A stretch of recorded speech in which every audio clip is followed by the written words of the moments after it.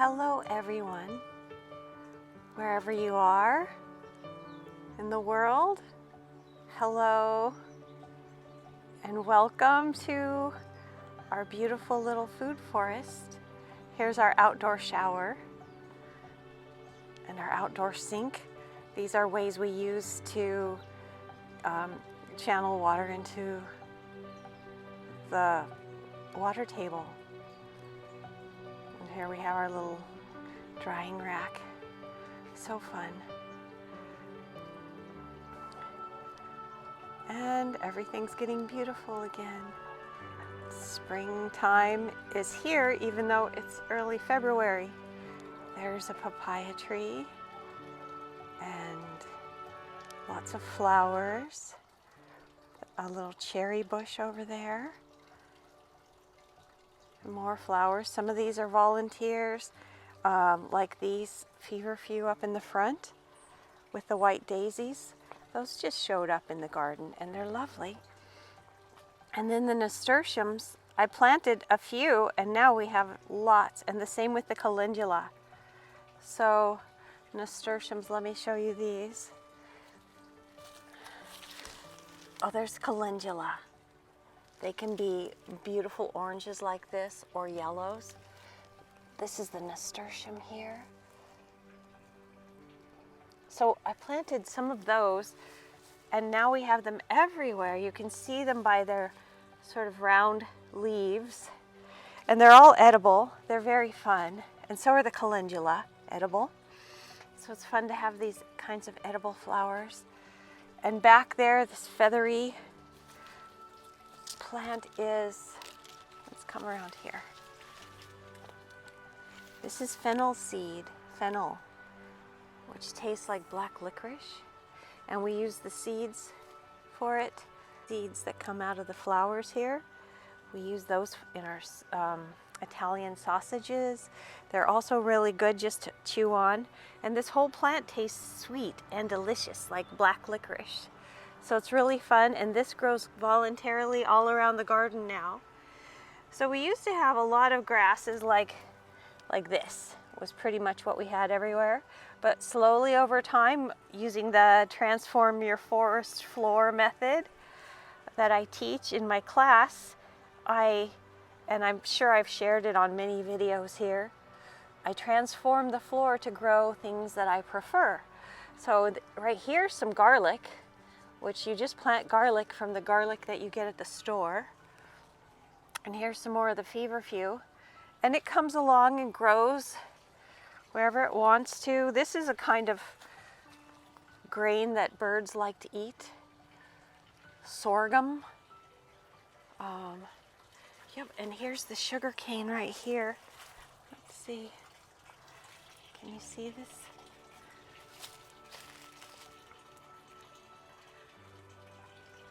I've been using this in the wood chipper, just fresh sugar cane in the wood chipper for mulch.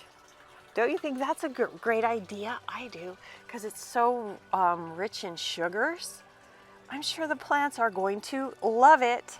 So I've been using, I can just break off a piece and stick it through our Patriot wood chipper, and boom, it comes out so beautifully. So, and it's fun to boil it. Like, I've thrown it in with oatmeal before to sweeten up the oatmeal.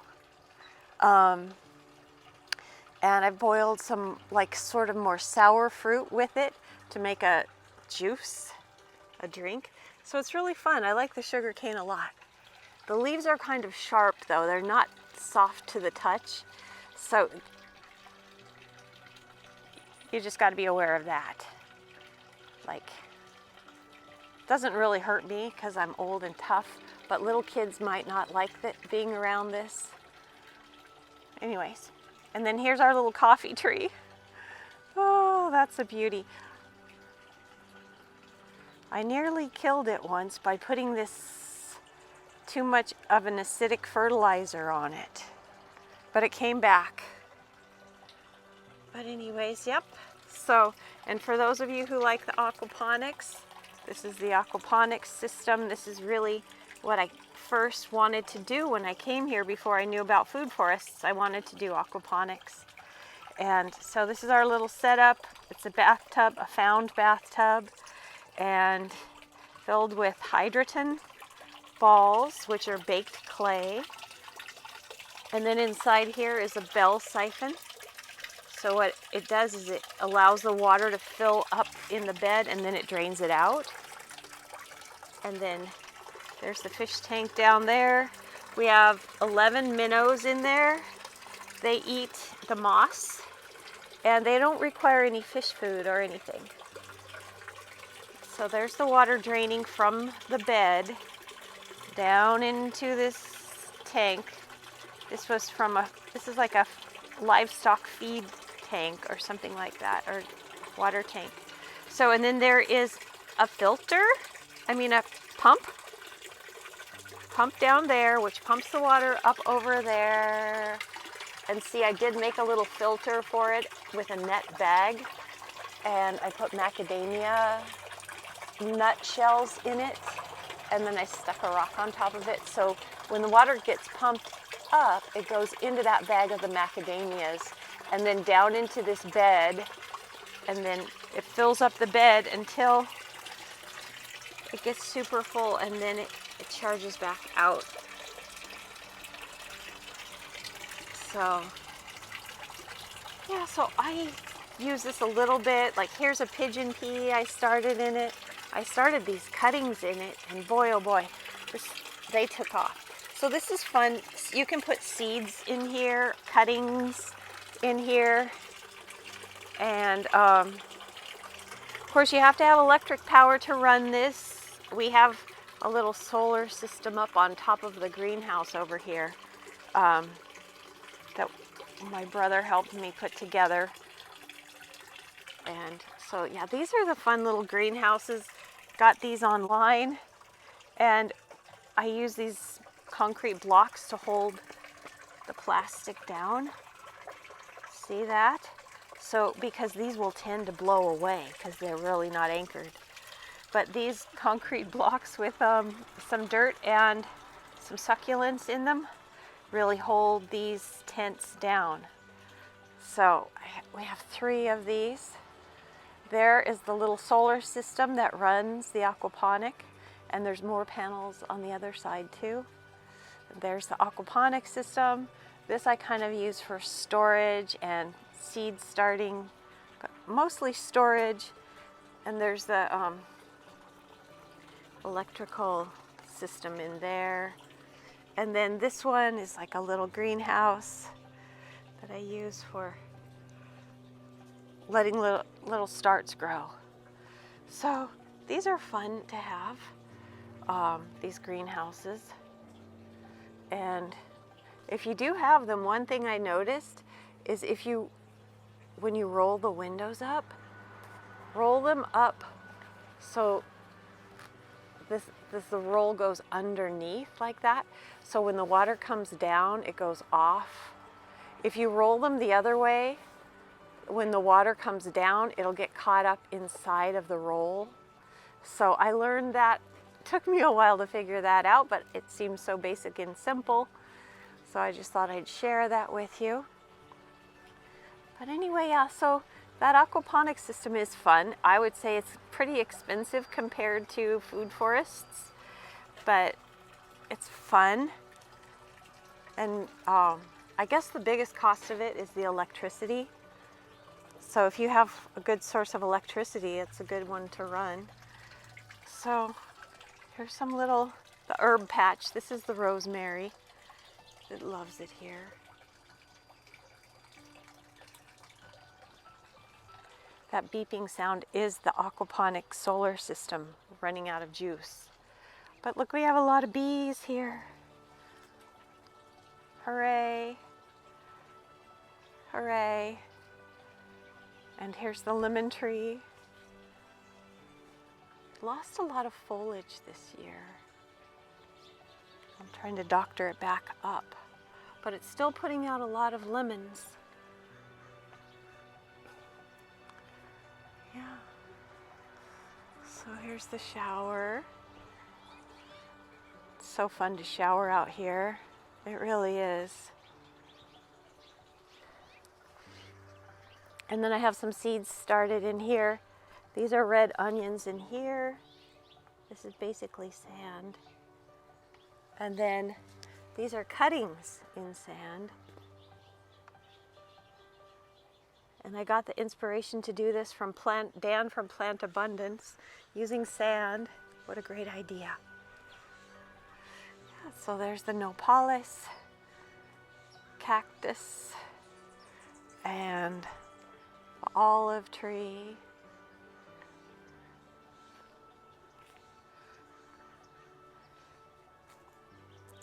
We were so blessed that many of these things were here. Here's the ash tree. Look how beautiful it is. It's telling us that spring is here. And here's the old orange tree. Under the oak.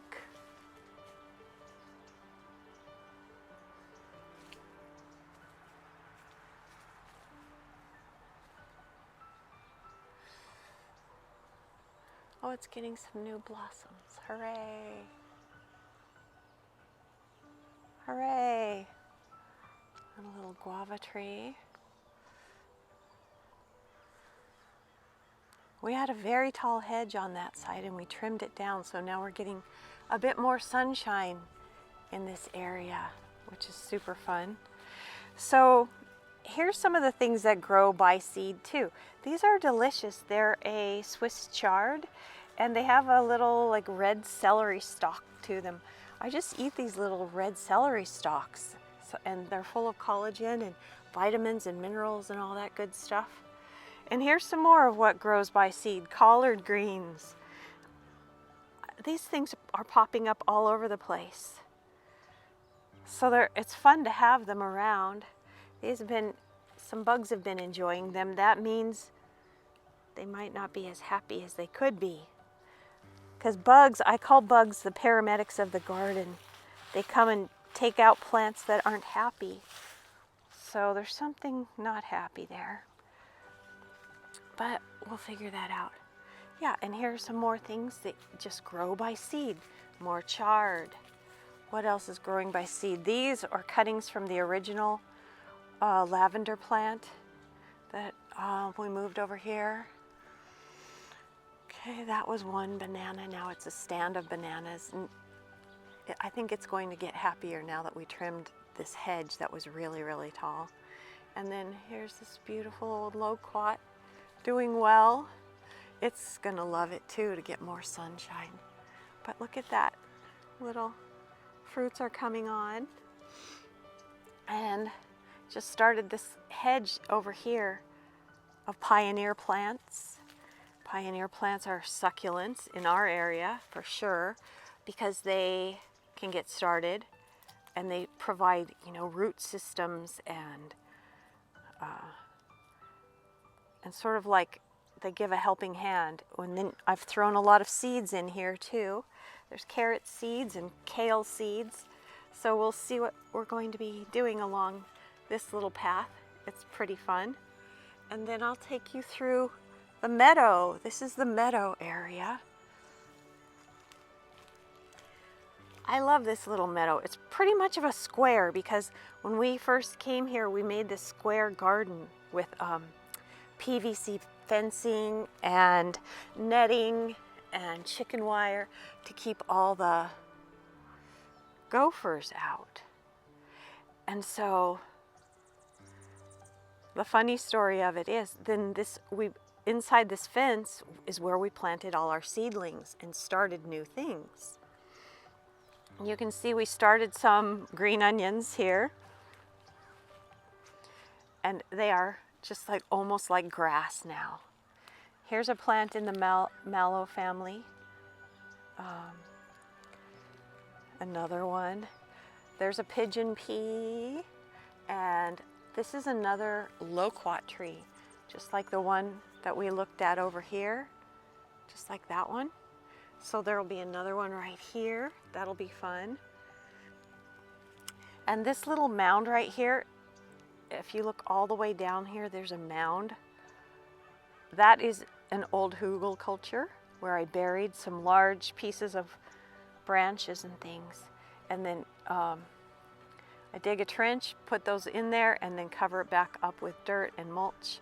And over time, those pieces of wood will decompose under there. They really change the environment in the soil. They open up a lot of air pockets, and so they're interesting. It's kind of fun to play with them.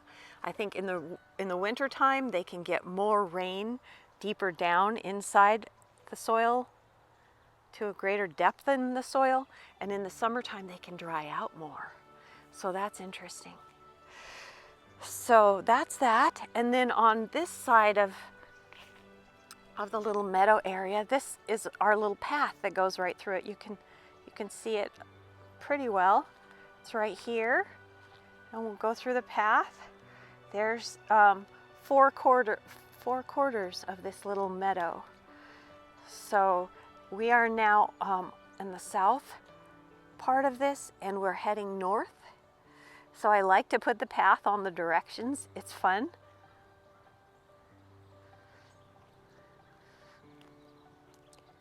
So what do we have in here? Okay, here's some more of the collard greens. Look how they're just popping up. And then we have calendula. And this is a perennial plant. I can't think of the name of it right now, but I think it's about a year old. It's doing well. Here's a guava tree that just volunteered, showed up one day. And I was like, oh, thank you for being here. How nice. So this is mostly just things by seed, and this is our strawberry patch.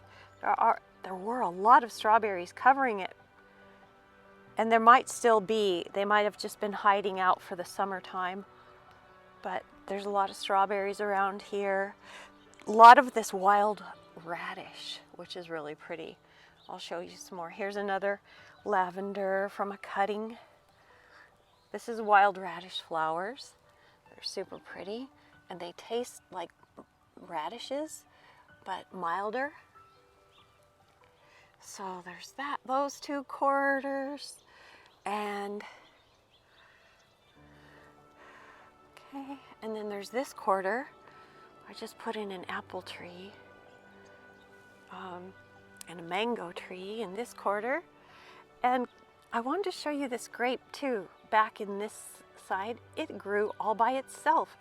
It just showed up, and it's a red grape with no seeds. So I put this little trellis around here because in the summertime it'll grow all the way out and around. So that was just a volunteer in the food forest. Isn't that amazing? I think it came from the seed of our Cabernet Sauvignon grape that we have over on the other side there. And so it's fun to see all the things that go on. There's quite a few potatoes in here, and this is where I plant peanuts.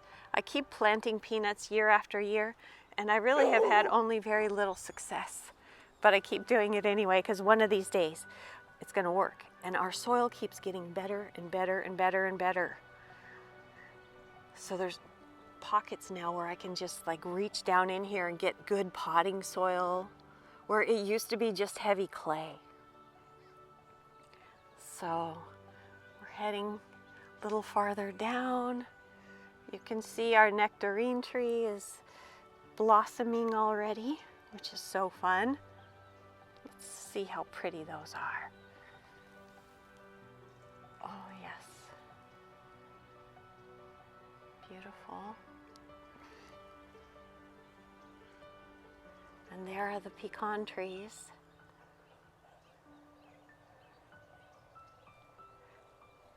This guy here is this is a citrus. I think it's a root stock of something because it makes a white, mild tasting citrus. And it has big, huge thorns. So it survives really well. It survived here probably for a very long time by the looks of it. So, and here's a little path. This is a little bit of land sculpting that we did a a few years back right here. It's kind of filled in with leaves right now, but this is a channel where water can flow down from the front yard.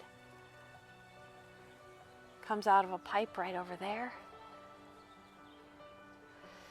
And then this was such a fun little bridge, just a plank like this. That's all we needed. Oh, and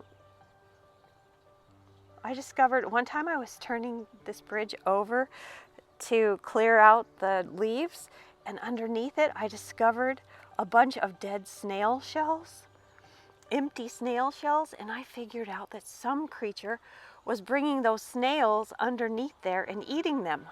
So isn't that interesting? You think there's no snail predators, but there are. So I loved that. So here's our old Cabernet grape. It's still, this one's a few years old, probably about 5 or so. It hasn't leafed out yet. It's still winter time as far as it's concerned. And then these are the blackberries along here. And then this is an attempt at doing these kind of, is it not jackfruit? What are these? I forget the name of them. But they're tropical fruit. But here's the blackberry vines, lemongrass. So you can see this little river. It goes all along, all the way down here, and there's a little berm over there behind it. I put some zucchini and seeds in there and other carrots and things. So hopefully those will be coming up soon.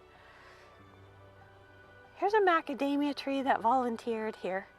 So I just decided to leave it. Here's another rosemary that I just broke off and started, I think, in the aquaponic maybe. Or you can even start them in the ground. So another start, free plants, right?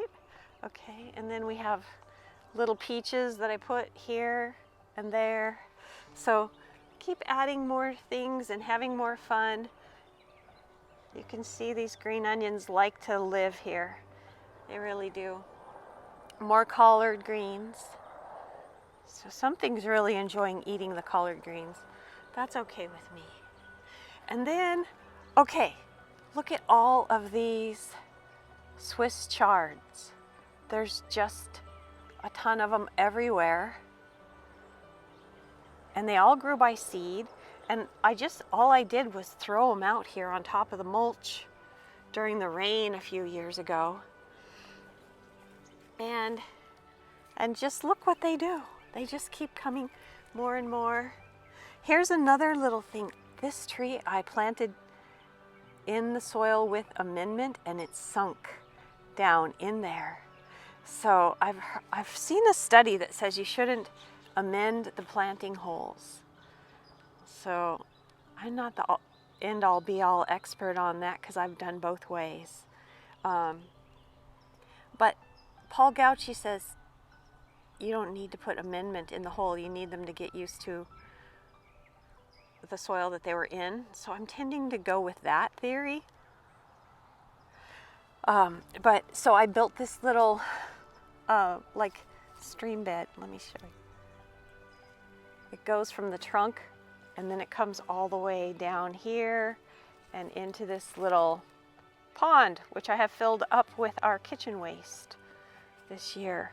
This is the, let's see, here's a banana. See now, all these bananas that you see, they came from one banana. And there's a ton more up front.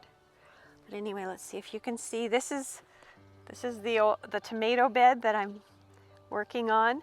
And the other day I came out here and turned the soil and it was loaded with worms. And it was really looking like soil underneath there. So that's very fun.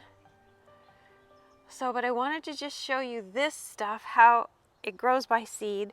And I've thrown out a bunch of carrot seeds and kale. So, yeah, and onion seeds for sweet white onions. So I think those are things that we will use. And those are the fig trees. They're still dormant. Yeah, so that's about the whole tour of what's going on. Oh, one more thing. Oh, look, this is a pink pomegranate tree that I planted in honor of Louise Hay when she died. And everybody was planting trees in her name. Some avocado pits that are growing into trees. This is an Artemisia californica. A lovely, fragrant plant in the Artemisia family. We have some goji berries doing pretty well down here. I just added a lot of seeds of kale, and we put in some nice irrigation down here, so I think these are going to start to take off. And back over there, some blackberries. And then, but over here, in this little spot, this is where we started blackberries a long time ago. This spot has been through changes. We got a fence and added some irrigation in here. So some of the years we've had really good luck with the berries. So I hope this will be a good luck year again. And then I'll just show you the last little bit here, raspberries. They're growing along the ground here. And then we have some of them up high, but I think they're quite alive, but they just got cold. Maybe that one's dead. I haven't really, yeah, I probably need to trim these. Yeah. But those are fun. And here's the cute doggy. Doggy! Okay. So I just wanted to show you the food forest and let you hear the birds singing.